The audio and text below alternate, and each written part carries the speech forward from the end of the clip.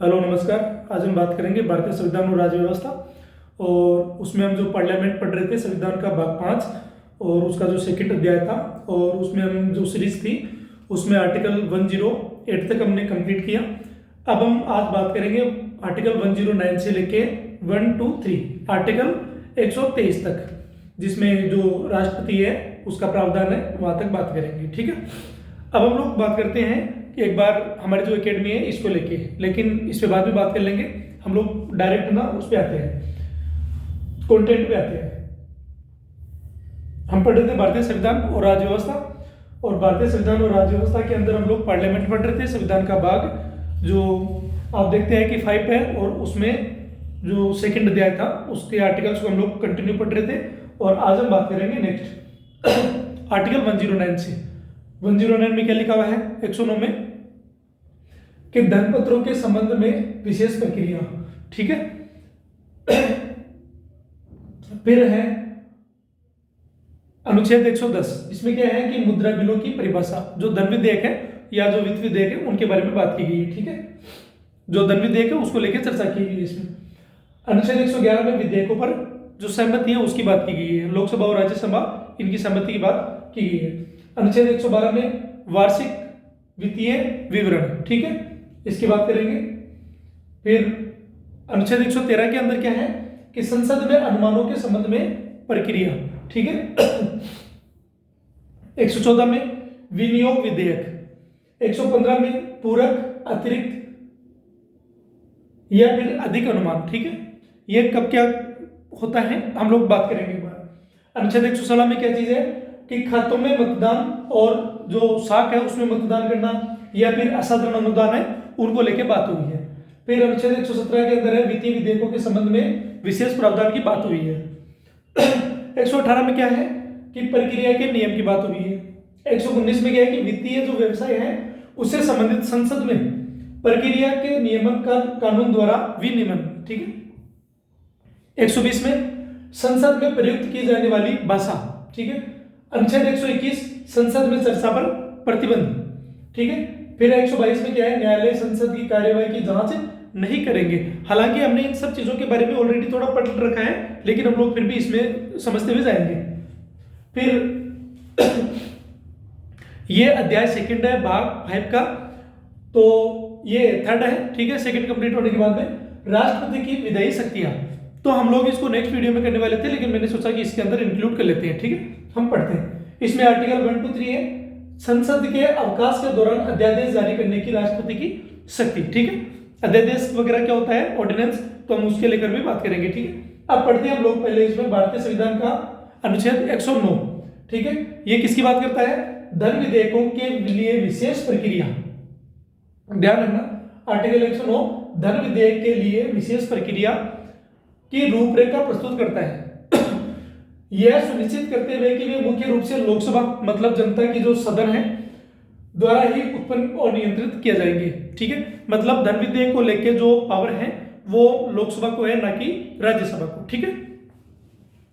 यह राज्यसभा को केवल सिफारिश करने की अनुमति देता है कि वो सजेशन दे सकता है, सिफारिश कर सकता है, जिनमें लोकसभा स्वीकार और अस्वीकार कर सकती है। लोकसभा की इच्छा है कि वो स्वीकार करे, उसकी बात माने, सलाह माने या नहीं माने। ठीक है। लोकसभा को 14 दिन के भीतर अंतिम निर्णय लेने का अधिकार होता है। ठीक है। यदि राज्यसभा कुछ सजेशन देती है, कुछ फेरबदल करती भी है, अगर नहीं भी करती है तो भी वो 14 दिन में मान्यता वो उसको प्राप्त हो जाती है ऑटोमेटिकली। यदि विधेयक अस्वीकार किया जाता है, ठीक है, या कर दिया जाता है, तो राज्यसभा के संशोधन के बिना ही उसे पारित मान लिया जाता है। ठीक है। आर्टिकल 109 के क्या प्रावधान है? वही है, धन विधेयक के केवल लोकसभा, इसको केवल लोकसभा में प्रस्तुत किया जा सकता है। राज्यसभा की भूमिका, ये केवल सजेशन दे सकता है और कुछ नहीं कर सकता। लोकसभा का निर्णय, इसमें लोकसभा राज्यसभा की किसी भी सभी सिफारिश को स्वीकार अस्वीकार कर सकती है। अंतिम पारित होना, राज्यसभा की सिफारिश स्वीकार कर ली जाती है, अगर मान लेते हैं कर ली जाती है, तो विधेयक संशोधनों सहित पारित माना जाता है। यदि अस्वीकार कर दिया जाता है तो इसे लोकसभा द्वारा मूल रूप से अनुमानित रूप से पारित माना जाता है। इसका मतलब है कि लोकसभा अगर मान लो राज्यसभा के पास में धन विधेयक को लेके भेजती है सजेशन के लिए, ठीक है, तो वो अगर मान लो कि उसके अंदर कुछ सजेशन देती है और लोकसभा अगर उस सजेशन को मान लेती है, ठीक है, तो फिर उसको क्या माना जाएगा, ये क्या कह रहा है देखो, विधेयक संशोधनों सहित माना जाएगा, ठीक है। और यदि उसको अस्वीकार कर लिया जाता है, ठीक है, तो वो मूल रूप से जो भेजा गया था वही माना जाएगा, ठीक है, क्लियर। अनुच्छेद 110 पढ़ते हैं कि धन विधेयक को परिभाषित करता है ये, ठीक है, धन विधेयक को परिभाषित करता है। इसमें दिया गया है कि विशेष रूप से कराधान मतलब टैक्सेशन जो व्यवस्था उसकी, जिसमें क्या टैक्स किस प्रकार की व्यवस्था हुई है, आवंटन, उन्मूलन और परिवर्तन, मतलब चीजों को जोड़ना, कम करना, उसमें परिवर्तन करना, ठीक है। सरकारी उधार मतलब टैक्स की बात की जा रही है, ठीक है, टैक्स में कम करना, उसमें जोड़ना, उसमें माइनस प्लस करना, वो सारी चीजें फिर बता। उधार भारत की संचित निधि कंसोलिडेटेड फंड से निधियों का विनियोजन, ठीक है, और निधि पर भारित व्यय जैसे मामलों से संबंधित है।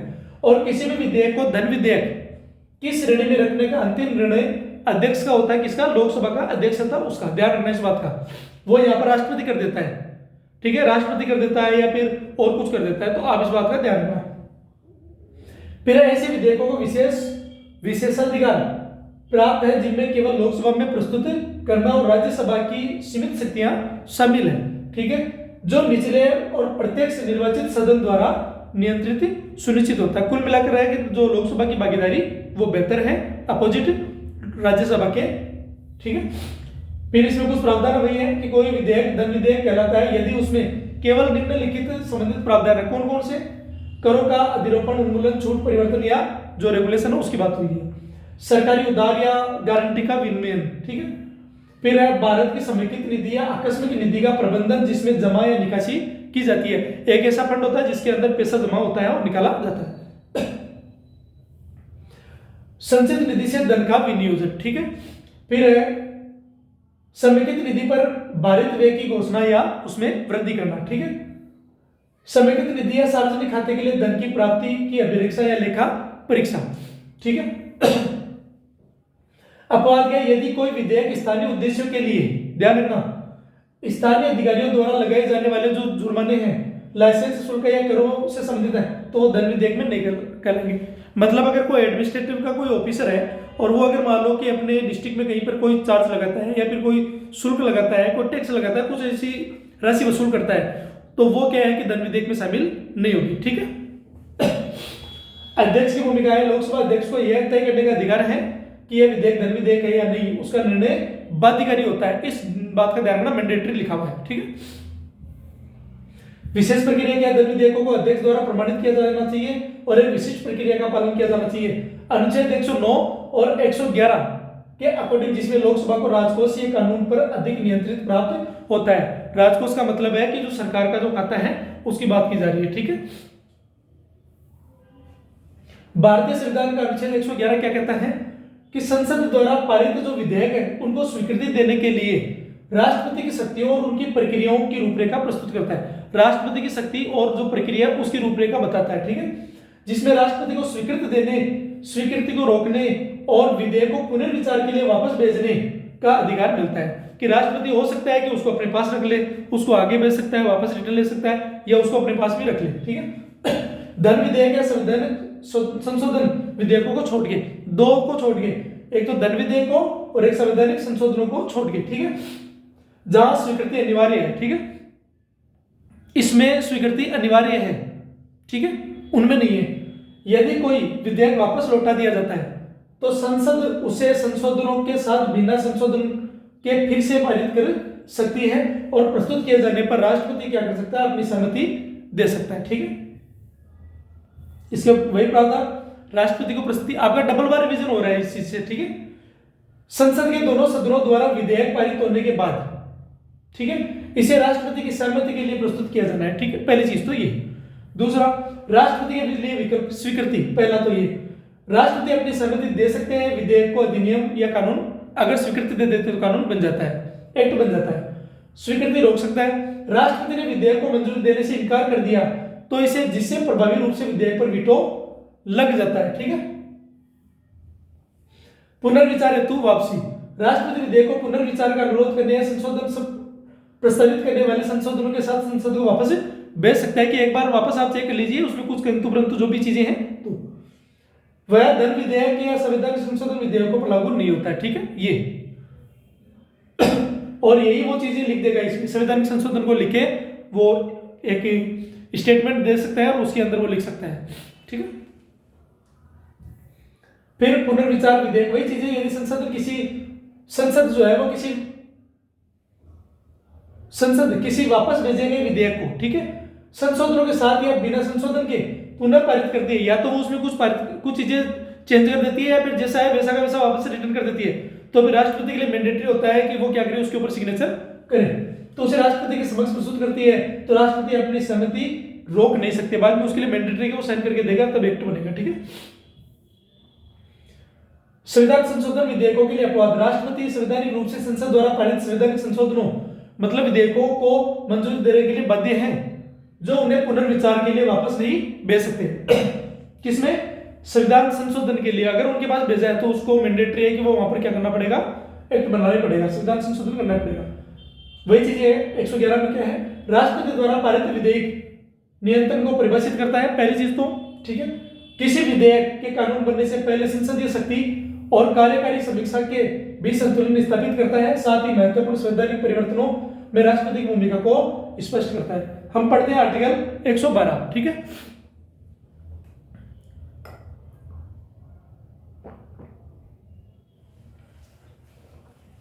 भारतीय संविधान का आर्टिकल 112 क्या कहता है कि प्रत्येक वित्तीय वर्ष 1 अप्रैल से 31 मार्च में संसद, ये वित्तीय वर्ष है, इस बात का ध्यान रखना,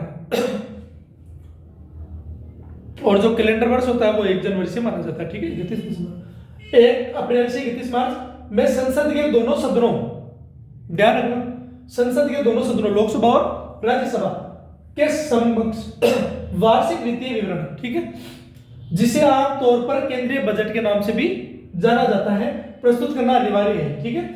यह विवरण सरकार की अनुमानित प्राप्तियों और खर्चों, मतलब सरकार को जो प्राप्तियां होती है, मतलब टैक्स के रूप में, रेवेन्यू के रूप में प्राप्त होती है, और सरकार के द्वारा जो खर्च किया जाता है, उन दोनों का विवरण होता है इसमें, ठीक है। भाई कितना रुपया आएगा और कितना रुपया खर्च होगा, उन दोनों की बात में इसमें लिखी हुई का विस्तृत विवरण देता है, जिससे सार्वजनिक जो वित्त है, ठीक है, में पारदर्शिता और संसदीय निगरानी सुनिश्चित होती है। इसे औपचारिक रूप से राष्ट्रपति द्वारा प्रस्तुत किया जाता है, और लेकिन इसका निर्माण सरकार के वित्त मंत्रालय द्वारा किया जाता है, इस बात का ध्यान रखना। यह प्रस्तुत किसके द्वारा किया जाता है? राष्ट्रपति द्वारा, और इसका निर्माण कौन करता है? वित्त मंत्रालय द्वारा, ठीक है। यहां चीजें एक्सचेंज कर सकता है, या वो यही क्या कर सकता है, इस सारे स्टेटमेंट को एक जगह लिख के राष्ट्रपति का नाम लिख सकता है, तो ध्यान रखें। आर्टिकल 112 के जो कुछ प्रोविजन है देखते हैं।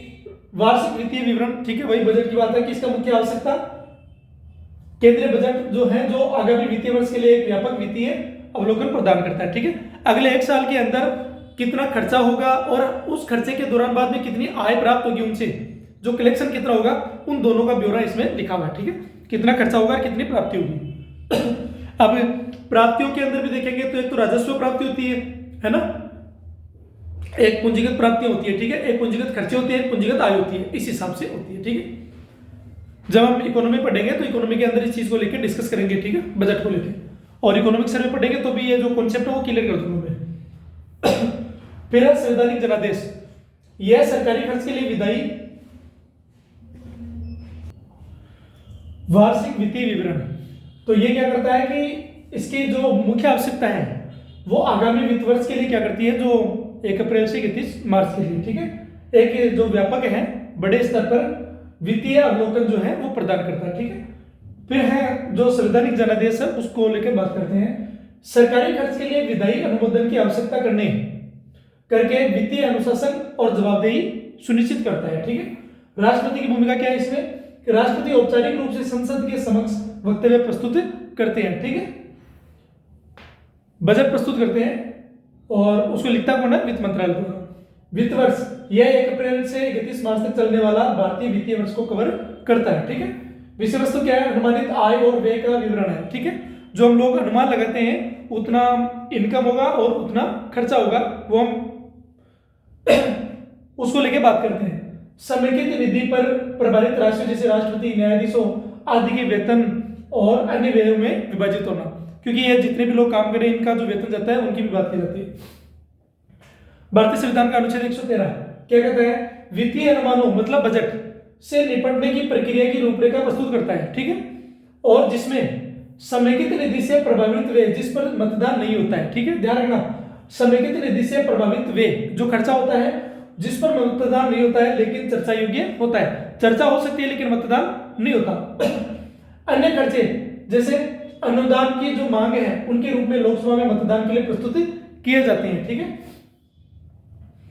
के बीच अंतर किया जाता है। इन सभी मांगों के लिए राष्ट्रपति की सिफारिश आवश्यक है, ठीक है। यह वे विधायी निगरानी सुनिश्चित करता है जिससे लोकसभा को गैर प्रभावित जो मत है, ठीक है, के लिए धन स्वीकृत करने, अस्वीकार करने या कम करने की अनुमति मिलती है, जिससे पारदर्शिता और जवाबदेही सुनिश्चित होती है। मतलब कोई पैसा बेफिजूल खर्च नहीं हो, ठीक है, और सबकी निगरानी में हो, सबकी उपयोगिता, सार्वभौमिक उपयोगिता की बात उसमें सुनिश्चित हो, उस चीज को लेकर क्या प्रावधान है इसमें? वही चीजें 113 में कि प्रभारित वे भारत की संचित निधि पर प्रभारित वे जैसे राष्ट्रपति और न्यायाधीशों का वेतन, जो हमने बात कर ली, संसद द्वारा इन पर मतदान नहीं होता है, इस बात का ध्यान रखना। हालांकि दोनों सदनों लोकसभा राज्यसभा इन अनुमानों पर क्या कर सकते हैं? चर्चा कर सकते हैं। अन्य खर्चे अनुदान की मांग, अन्य वे जैसे मंत्रालयों, परियोजनाओं मतलब प्लानिंग वगैरह करते हैं के लिए लोकसभा में अनुदान की मांग के रूप में प्रस्तुत किए जाते हैं।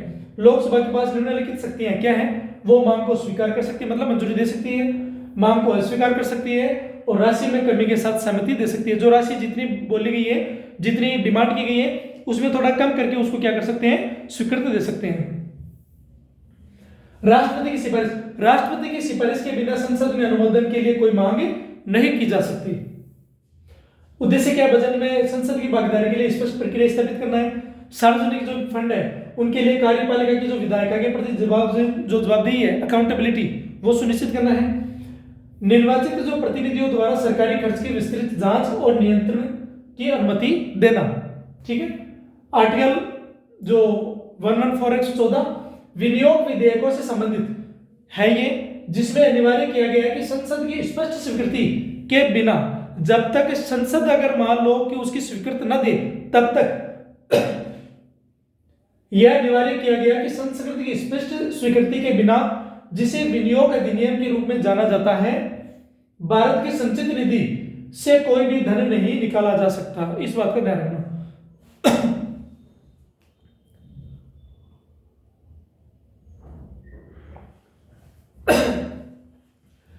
इसमें उस प्रक्रिया की रूपरेखा दी गई है, उसके तहत अनुदानों पर मतदान होने के बाद अनुच्छेद 113 एक विनियोग विधेयक पेश किया जाता है जिसमें स्वीकृत अनुदान पर भारित व्यय को संशोधित किया जाता है, संयोजित किया जाता है। इस सरकारी खर्चे पर संसदीय कंट्रोल और जवाबदेही, अकाउंटेबिलिटी सुनिश्चित होती है। अनुच्छेद 114 के वही प्रावधान विधेयक का परिचय वही चीजें जो हमने ऊपर पढ़ी है कि लोकसभा द्वारा अनुदान मांगों को मंजूरी दिए जाने के बाद में अनुदान और CFI consolidated fund of India पर संचित निधि की बात है, भारतीय संचित निधि पर परिभाषित खर्चा या व्यय के लिए धन अधिग्रहित करने हेतु एक विनियोग विधेयक प्रस्तुत किया जाना आवश्यक है। राशि या गंतव्य में परिवर्तन करने का कोई संशोधन नहीं है, ठीक है। विधेयक में ऐसा कोई संशोधन प्रस्तावित नहीं किया जा सकता जिसे स्वीकृत अनुदान या प्रभावित जो व्यय है कि राशि या उसका उद्देश्य में परिवर्तन हो। स्वीकृति के संबंध में पीठासीन अधिकारी का निर्णय अंतिम होता है लोकसभा के अध्यक्ष का। निकासी के लिए क्या कानूनी अधिकार है वो देखते हैं। इस आर्टिकल के तहत क्या है कि जो पारित कानून है उसके द्वारा विनियोजन के बाद उसके बिना कंसोलिडेटेड फंड ऑफ इंडिया से कोई धन नहीं निकाला जा सकता, ठीक है। आर्टिकल 115 और आर्टिकल 116 के अधीन है, ठीक है। महत्व क्या है? संसदीय सर्वोच्चता, इसके अलावा जवाबदेही और पारदर्शिता और बजट प्रक्रिया का लिंक, ठीक है। आर्टिकल 115 क्या कहता है कि अतिरिक्त या अधिक अनुदानों की अनुमति देता है। सरकार को वार्षिक बजट से परे अप्रत्याशित अतिरिक्त खर्च के लिए संसद की मंजूरी लेने का एक तंत्र प्रदान करता है। यह राष्ट्रपति को संसद में अतिरिक्त निधियों, अतिरिक्त अनुदान के लिए बयान प्रस्तुत करने के सक्षम बनाता है। जब मौजूदा निधि अपर्याप्त हो या नई सेवाओं के लिए यदि खर्च पहले से ही किसी वित्तीय वर्ष के लिए बजट राशि से अधिक हो गया है तो अनुमोदन मतलब अतिरिक्त अनुदान की मांग करने में सक्षम बनाता है, जिसमें राजकोषीय लचीलापन और वित्तीय निरीक्षण सुनिश्चित होता है। मैं एग्जांपल देता हूं आपको, जैसे मान लो कि 40-50 लाख करोड़ का बजट है और अब जो बजट में जो राशि जितनी दी गई है किसी काम के लिए, वो मान लेते हैं कि वो सक्षम नहीं है अभी उसको कंप्लीट करने में, या उससे ज्यादा खर्चा ज्यादा होना मतलब तय हो रहा है, तो आप क्या कर सकते हैं कि इसमें अतिरिक्त जो जो खर्चे के लिए पैसा है उसके लिए आवेदन कर सकते हैं, उसकी बात है। ठीक है, वही है जो ऊपर पढ़ा हमने। पूरक अतिरिक्त अनुदान क्या, नई सेवाओं के लिए या जब किसी सेवा के लिए मौजूदा धनराशि अपर्याप्त हो जाए, अतिरिक्त अनुदान की किसी सेवा के लिए स्वीकृत राशि से अधिक खर्चा करने पर। ठीक है, प्रक्रिया राष्ट्रपति संसद के दोनों सदनों या अतिरिक्त मांगों के लिए लोकसभा में, अतिरिक्त मांगों के लिए लोकसभा में के समक्ष आवश्यकता का विवरण देते हुए एक वक्तव्य प्रस्तुत करते हैं और फिर संसद इन अतिरिक्त मांगों पर मतदान करती है। ठीक है, अनुच्छेद 116 विशेष वित्तीय प्रावधानों का प्रावधान करता है जो लोकसभा मतलब जनता का सदन को वार्षिक बजट पारित होने से पहले सरकारी कामकाज सुनिश्चित करने और अप्रत्याशित खर्चों को पूरा करने के लिए आवंटित मद, साख जो क्रेडिट है मद और असाधारण अनुदान के माध्यम से अस्थायी निधियों को अधिकृत करने की अनुमति देता है। ठीक है, यह वित्तीय निरंतरता सुनिश्चित करता है। अल्पकालिक आवश्यकताओं जैसे वोट ऑन अकाउंट, ठीक है, अप्रत्याशित मांगों वोट ऑफ क्रेडिट, ठीक है, या सामान्य बजट का हिस्सा नहीं होने वाले खर्च एक्सेप्शनल ग्रांट को शामिल किया जाता है। मतलब भाई आपके पास मान लेते हैं कि भाई किसी काम को करने के लिए मतलब 1 साल के अंदर जो काम होना है उसके लिए सरकार पैसा देती है कि इतना पैसा है, ठीक है, इतना पैसा खर्चा होगा, लेकिन पता चले कि जो खर्चा बताया गया उससे ज्यादा खर्चा हो गया कारण से जो भी हो, तो वो अतिरिक्त जो पैसा है उस खर्चे के लिए, खर्चे को पूरा करने के लिए क्या किया जाएगा, जो अतिरिक्त मांग की जाती है उसको बोलते हैं। ठीक है, खाते पर मतदान वही चीजें हैं जो मैंने बता दिया पहले।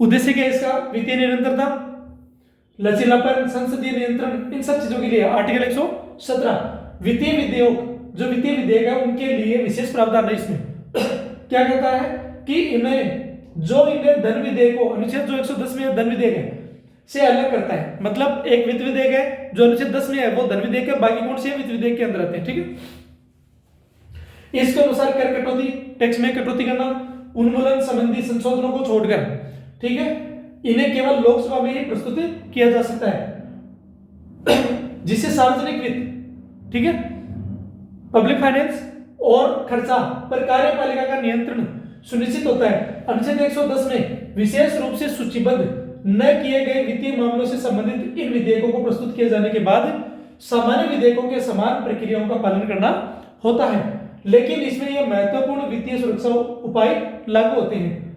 इसके वही प्रावधान है राष्ट्रपति की सिफारिश, अनुच्छेद 117 का सब क्लॉज 1 क्या कहता है, वित्तीय विधेयक मतलब भारत की समेकित निधि से व्यय से संबंधित यह अनुच्छेद 110 का सब क्लॉज 1 का एफ के अनुसार राजस्व या खर्चा को प्रभावित करने वाला, ठीक है, राष्ट्रपति की सिफारिश के बिना पेश या पारित नहीं किया जा सकता।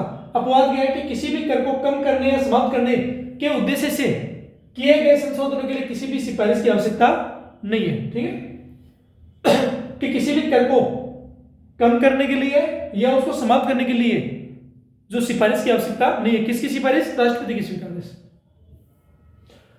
केवल लोकसभा में परिचय है, केवल लोकसभा में इसको पेश किया जाएगा, राज्यसभा में नहीं।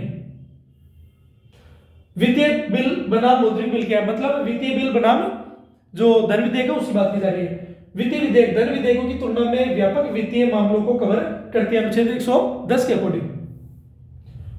अनुच्छेद 118 क्या कहता है कि संसद के प्रत्येक सदन, लोकसभा और राज्यसभा को कार्य प्रक्रिया और संचालन, क्या चीज, कार्य प्रक्रिया, कार्य की जो प्रक्रिया है और उसका जो संचालन है उसकी बात की जा रही है, के लिए अपने नियम बनाने का अधिकार देता है। ठीक है, किसको, आर्टिकल 118 संसद के दोनों सदनों को अपने अपने नियम बनाने का यह अधिकार देता है। सुचारू रूप से कामकाज सुनिश्चित हो सके, साथ ही यह संयुक्त बैठकों और संचार के लिए प्रक्रिया भी स्थापित करता है। जिसमें अध्यक्ष संयुक्त सत्रों की अध्यक्षता करते हैं। ठीक है, यह नियम बनने तक पूर्व संविधान नियमों को लागू करने, निरंतर बनाए रखने की अनुमति देता है। राष्ट्रपति को पीठासीन अधिकारियों के परामर्श के लिए संयुक्त बैठकों के लिए नियम बनाने का अधिकार देता है। ठीक है, अनुच्छेद 118 के कुछ प्रावधान वही चीजें हैं जो ऊपर बता रखी है। प्रक्रिया में स्वायत्तता, ठीक है, लोकसभा राज्यसभा दोनों को अपने जो प्रक्रिया है, संचालन है, इन सब के लिए अधिकार देता है। ठीक है, निरंतरता, वित्तीय नियमों, विशिष्ट नियमों को अपनाने से पहले भारत की डोमिनियन विधायिका के मौजूद नियम लागू होते हैं। ठीक है, जिनमें पीठासीन अधिकारियों द्वारा संशोधन किए जा सकते हैं। इस बात का ध्यान रखना। संयुक्त बैठक राष्ट्रपति, राज्यसभा अध्यक्ष और लोकसभा, मतलब राज्यसभा का सभापति और लोकसभा का अध्यक्ष से परामर्श करने के बाद संयुक्त बैठकों और सदनों के बीच संचार के लिए नियम बना सकता है। ठीक है, पीठासीन अधिकारी लोकसभा के अध्यक्ष या कोई नामित व्यक्ति संयुक्त बैठक की अध्यक्षता करता है। अगर वो नहीं होता है तो उपाध्यक्ष, और दोनों नहीं होते तो राज्यसभा का सभापति, उपसभापति। उद्देश्य परंपरा अनुकूलन की आवश्यकता की संतुलन बनाए रखना, कुशल, सुसंगत और अनुशासित संसदीय कार्यवाही सुनिश्चित करना। अब तक की 3 संयुक्त बैठक 108 के तहत कौन कौन सी भी वो देख लेते हैं। दहेज निषेध विधेयक, ठीक है, 1959, 6 और 9 मई 1961 को आयोजित हुआ। फिर है बैंकिंग सेवा आयोग सॉरी निरसन और विधेयक, ठीक है, 1978 में आयोजित हुई।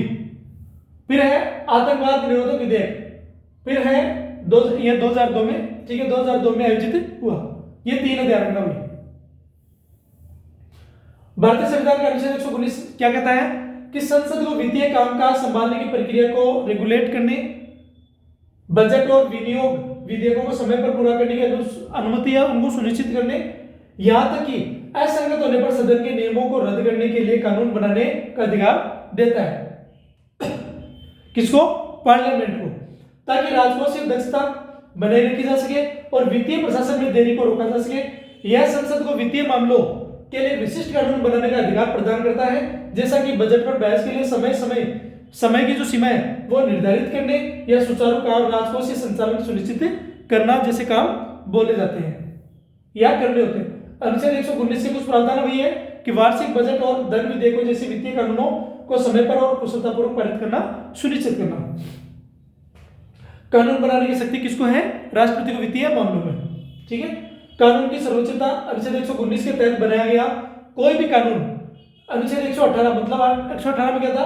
कार्य प्रणाली के नियम के अनुसार के तहत सदन द्वारा बनाए गए नियम में विरोधाभास रखता है तो अनुच्छेद 119 के तहत बनाया गया कानून प्रभावी होगा। ठीक है, संवैधानिक संदर्भ अनुच्छेद 110 से 118 के साथ मिलकर 110 और 118 के साथ मिलकर जो वित्तीय कानून से संबंधित है यह सुनिश्चित करते हैं कि वित्तीय शासन को प्राथमिकता दी जाए। अनुच्छेद 120 क्या कहता है? यह निर्धारित करता है कि संसद में कामकाज मुख्य रूप से हिंदी या अंग्रेजी में किया जाएगा, लेकिन अध्यक्ष को यह अधिकार देता है कि यदि सदस्य हिंदी या अंग्रेजी में खुद को व्यक्त नहीं कर सकते तो उन्हें अपनी मातृभाषा में बोलने की अनुमति दी जाए। इस बात का ध्यान रखना, जिससे समावेशिता सुनिश्चित हो सके, साथ ही हिंदी को संघ की आधिकारिता भाषा के रूप में बढ़ावा दिया जा सके। अनुच्छेद 120 के प्रमुख प्रावधान वही है कि व्यापार की परिभाषा मतलब क्या है कि संसद, लोकसभा, राज्यसभा की कार्यवाही हिंदी और अंग्रेजी में होगी। ठीक है, व्यापक परिभाषा है। सॉरी, सदस्यों के लिए अपवाद, यदि कोई सदस्य हिंदी या अंग्रेजी बोलने में कठिन महसूस करता है तो पीठासीन अधिकारी, अध्यक्ष या चेयरमैन उसे अपनी मातृभाषा में बोलने की अनुमति दे सकते हैं। अनुच्छेद 348 के अधीन है ये क्या है? यह लेख अनुच्छेद 348 की शर्तों के अंतर्गत संचालित होता है जो सर्वोच्च न्यायालय और उच्च न्यायालय के लिए भाषा से संबंधित है, क्योंकि वो हिंदी या अंग्रेजी तो वो कौन सा माध्यम है वो देखेंगे, इंग्लिश मीडियम जो भी है। ठीक है, आधिकारिक भाषा नीति क्या है कि यह अन्य अनुच्छेद जैसे अनुच्छेद 343 के साथ मिलकर काम करता था कि हिंदी को संघ की आधिकारिक भाषा के रूप में धीरे धीरे लागू किया जा सके, जबकि अंग्रेजी केवल आधिकारिक उद्देश्य के लिए बनी रहेगी। ठीक है, अनुच्छेद 121 क्या कहता है कि संसद जो है आर्टिकल 211 के तहत राज्य विधानमंडलों में, ठीक है, में सर्वोच्च न्यायालय या उच्च न्यायालय के न्यायाधीशों के अपने कर्तव्यों का निर्वहन करते समय उनके आचरण के संबंध में चर्चा को प्रतिबंधित करता है, सिवाय राष्ट्रपति को उनके निष्कासन के लिए औपचारिक संबंध या महाभियोग की जो प्रक्रिया है उसके तहत, ठीक है। यह प्रावधान अनुचित राजनीतिक आलोचना या बहस को रोककर न्यायिक स्वतंत्रता सुनिश्चित करता है और संविधान के संरक्षक के रूप में न्यायाधीशों की निष्पक्ष रूप से कार्य करने की दक्षता की सुरक्षा करता है। मतलब है कि यदि सुप्रीम कोर्ट या हाई कोर्ट के न्याय प्रक्रिया जो भी चल रही है तो उसके बारे में चर्चा जो है वो पार्लियामेंट में नहीं होगी। कुल मिलाकर बात यह है किस मुद्दे को लेके, केवल इनके ऊपर जो महाभियोग की प्रक्रिया लगती है जो न्यायाधीशों के ऊपर, केवल उनके लिए, ठीक है।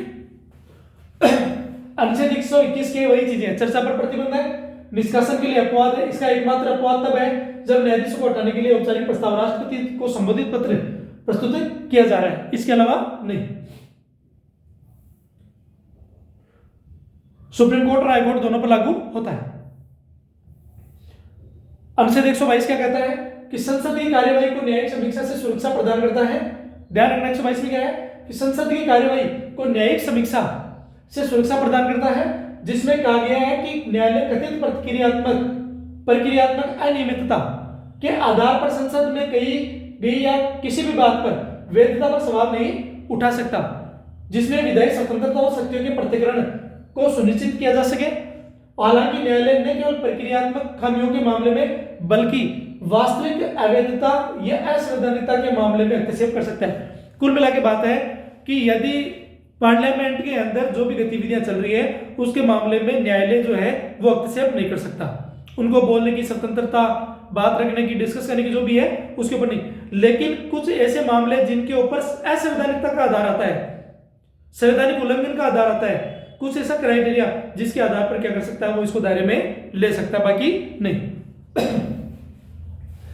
अनुच्छेद 122 के वही प्रावधान कार्यवाही का संरक्षण, ठीक है, कि मूल प्रावधान क्या है 122 का सब क्लोज 1 में कि संसदीय कार्यवाही को किसी भी प्रक्रियात्मक त्रुटियों या नियमों के विचलन के लिए अदालतों में चुनौती दिए जाने से मतलब उसकी रक्षा करता है, चुनौती नहीं दी जा सकती। न्यायिक संयम, न्यायपालिका की विधायिका के आंतरिक कामकाज और बहसों में हस्तक्षेप करने की शक्ति को सीमित करता, लिमिट करता है, जिससे शक्तियों के प्रतिकरण के सिद्धांत को बल मिलता है। शक्ति का प्रतिकरण मतलब कि आप देखते हैं न्यायपालिका, कार्यपालिका और विधायिका, ठीक है।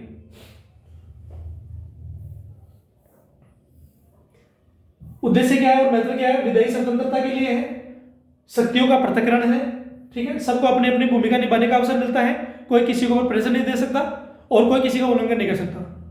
अपवाद और बारीकी अनुच्छेद 122 प्रक्रियात्मक अनियमितताओं से सुरक्षा प्रदान करता है और अदालतें फिर भी हस्तक्षेप कर सकती है यदि कथित अनियमितता संविधान का मौलिक उल्लंघन या ऐसा वास्तविक अवैधता हो, न कि केवल तकनीकी खामी, ठीक है। यदि वास्तव में असंवैधानिकता का आधार हो तो वो हस्तक्षेप कर सकती है, नहीं तो नहीं। 122 में वही चीजें हैं जो बता दी हमने। 123 अब हम लोग इसको पढ़ लेते हैं, ठीक है। जो राष्ट्रपति को जो अध्यादेश जारी करने का है, मतलब मैं बताता हूं कि यदि पार्लियामेंट का कोई सदन नहीं काम नहीं कर रहा हो, ठीक है, तो उस जगह क्या कर सकता है कि जो राष्ट्रपति है अगर कोई जरूरी हो तो वो क्या कर सकता है कि किसी विषय पर कानून बना सकता है अध्यादेश जारी करके, ठीक है। पढ़ लेते हैं इसको। अनुच्छेद 123 क्या कहता है, बहुत इंपॉर्टेंट है। राष्ट्रपति को संसद के सत्र न होने पर, संसद के कोई सत्र होने पर, ठीक है, संसद का सत्र चलता है, ठीक है, कौन कौन सा मैंने बताया, जो एक तो आप देखते हैं बजट सत्र है, शीतकालीन सत्र है, ठीक है, एक मानसून सत्र है, ठीक है, न होने पर अध्यादेश जारी करने का अधिकार देता है, जिससे आपातकालीन स्थितियों में, ध्यान रखना, तत्कालीन विधायी कार्यवाही की अनुमति मिलती है। इन अस्थायी कानूनों का वही बल होता है जो संसद के अधिनियम द्वारा होता है, ठीक है। जो संसद को जो अधिकार होते हैं काम करने का, कानून बनाने का, उन्हीं पे वो भी कर सकते हैं, इसके अलावा एक्स्ट्रा नहीं कर सकते। लेकिन वैध बने रहने के लिए इन्हें पुनः सत्र शुरू होने के 6 सप्ताह, इस बात का ध्यान रखना, पुनः सत्र शुरू होने के 6 सप्ताह के भीतर के दायरे में संसदीय अनुमोदन की आवश्यकता होती है, उसकी स्वीकृति की आवश्यकता होती है। यह शक्ति कुछ शर्तों के अधीन है, जिनमें यह संतुष्टि शामिल है कि तत्काल कार्रवाई की आवश्यकता है और अध्यादेश को अंततः आखिरकार दोनों सदनों के समक्ष रखा जाना चाहिए और राष्ट्रपति द्वारा इसे किसी भी समय वापस लिया जा सकता है, इस बात का ध्यान रखना। इसके कुछ पहलू है। प्रसंग, इसका प्रयोग तब किया जाता है जब संसद अवकाश पर हो, दोनों सत्रों के सत्र नहीं हो, जैसे फरवरी, मार्च, अप्रैल और मई, तो जून की छुट्टी रहती है, ठीक है, वैसे, और तत्काल कार्यवाही की आवश्यकता हो। अध्यादेश का स्वरूप एक अस्थायी कानून जिसका प्रभाव संसदीय विनियम के समान होता है। सीमाएं क्या है? संसद के दोनों सदनों के समक्ष रखा जाना चाहिए। संसद के पुनः गठित होने के 6 महीने 6 सप्ताह बाद या अस्वीकृत होने पर उससे पहले इसका संचालन बंद हो जाता है। राष्ट्रपति द्वारा किसी भी समय वापस लिया जा सकता है। संसद जिन विषयों पर कानून बनाने तो अनुच्छेद 123 के प्रमुख जो पहलू हैं उनको देख लेते हैं साथ में कि प्रसंग क्या है कि इसका प्रयोग तब किया जाता है जब संसद अवकाश पर हो। ठीक है, संसद में अवकाश हो मतलब जो सत्र है उनका अवकाश हो, दोनों सत्र में या सत्र में नहीं हो, मतलब दोनों सदन सत्र में नहीं हो तब की बात है, और तत्कालीन कार्यवाही की आवश्यकता हो। ठीक है, अध्यादेश का स्वरूप क्या है? ध्यान रखना भाई इस बात का। प्रश्न क्या है? ध्यान रखना कि दोनों जो सदन है लोकसभा और राज्यसभा उसमें जो सत्र होते हैं वो सत्र का प्रोविजन नहीं हो। ठीक है, अवकाश हो तब तत्कालीन कोई कार्रवाई की आवश्यकता हो राष्ट्र को। ठीक है, तब क्या किया जा सकता है? अध्यादेश लाया जा सकता है, जैसे वो कृषि कानून वाला जो लाया गया था। ठीक है, अध्यादेश का स्वरूप एक अस्थायी कानून जिनका प्रभाव संसदीय अधिनियम के समान होता है। वही चीजें, सीमाएं क्या है इसकी, लिमिटेशंस। संसद के दोनों सदनों के समक्ष रखा जाना चाहिए पहले तो। ठीक है, संसद के पुनः गठित होने के 6 सप्ताह बाद या अस्वीकृत होने पर उससे पहले इसका संचालन बंद हो जाता है। इसे राष्ट्रपति द्वारा किसी भी समय वापस लिया जा सकता है, और संसद जिन विषयों पर कानून बनाने के लिए सक्षम नहीं है उन्हें इसमें शामिल नहीं किया जा सकता। क्या है कि संसद जिन विषयों पर कानून बनाने में सक्षम नहीं है तो अध्यादेश भी उस पर कानून नहीं बना सकता। ठीक है, बस वही चीजें हैं, कंप्लीट हो गया हमारा। ठीक है, 123 में संसदीय अवकाश के दौरान कानून बनाने के लिए एक महत्वपूर्ण हालांकि असाधारण तंत्र प्रदान करता है जो कि कार्यकारी आवश्यकताओं को विधायी निरीक्षण के लिए संतुलित करता है। तो इस हिसाब से हमने आर्टिकल 109 से 123 मतलब अनुच्छेद 123 तक राष्ट्रपति का जो अध्यादेश है वहां तक कंप्लीट कर लिया। तो हमने जो संविधान का भाग 5 है, संविधान का भाग 5 और संविधान के भाग 5 में जो अध्याय फर्स्ट है, सेकंड है और राष्ट्रपति वाला है ये थर्ड है। ठीक है, ये यहाँ कंप्लीट हो गया। अब जो नेक्स्ट होगा उसके बारे में हम लोग आगे बात करेंगे नेक्स्ट वीडियो के अंदर। तो इस हिसाब से तो जैसा कि मैं बताता हूं कि जो इंट्रा आईएएस एकेडमी है इसमें ऑनलाइन जो टेस्ट सीरीज का काम है, तो आप क्या कर सकते हैं कि जब आप टेस्ट सीरीज को अंदर जाके देखोगे तो आप फीचर्स देखते हो उनके अंदर जाके, तो आपको लगता है उसमें कि ये केवल एक टेस्ट नहीं है। आप उसमें क्लिक करोगे तो उसके अंदर उसके कई सारे सब्जेक्शन मिलेंगे आपको, टॉपिक वाइज मिलेंगे, सेक्शनल टॉपिक मिलेंगे, जो टेस्ट है वो सब मिलेंगे उसमें। ठीक है, दोनों लैंग्वेज के अंदर है, हिंदी इंग्लिश दोनों लैंग्वेज के अंदर है, बाइलिंगुअल है आराम से। और इसके अलावा कई सारे क्वेश्चन आप जब हिस्ट्री में जाओगे एंड जैसे सिविल सर्विस एग्जाम का चॉइस करोगे तो उसके अंदर जो एनसीईआरटी के अंदर जाओगे 6, 7, 8, 9, 10, 11 के डबल फर्स्ट और सेकंड, 12th के फर्स्ट और सेकंड सभी विषयों के अनुसार क्या है क्वेश्चंस टेस्ट पेपर दिए हुए हैं।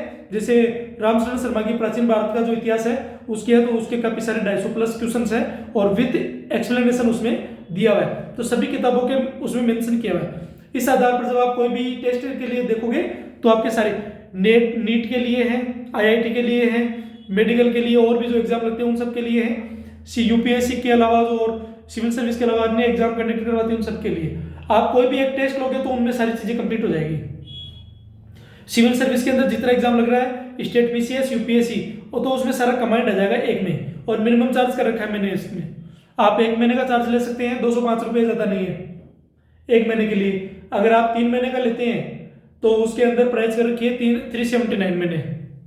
ठीक है, 379 है, और 6 महीने का करते हैं तो 489 महीने फीस कर रखी है उसकी, और जो 1 साल का लेते हैं तो 699 महीने फीस कर रखी है, और इनके अलावा और भी जो एग्जाम है तो उनके लिए मैंने 599 भी कर रखी है 1 साल के लिए है। इतने सारे 8200+ टेस्ट हैं 8200+ टेस्ट हैं ये, तो क्वेश्चन कितने होंगे अगर एवरेज भी अगर मान के चलते हैं 50-50 का भी, तो ये मान के चलते हैं वैसे 100, 200, 150 भी है लेकिन 50 का मान लेते हैं तो भी 40,000 के लगभग क्वेश्चन बनते हैं डायरेक्ट। आप आराम से मल्टीप्लाई करके देख सकते हैं, कैलकुलेशन करके देख सकते हैं कि कितने सारे टेस्ट हैं, और शानदार टेस्ट है यूपीएससी के लिए। तो आप 90, 91 से लेके 2024 तक की कंप्लीट डिटेल मिलेंगे।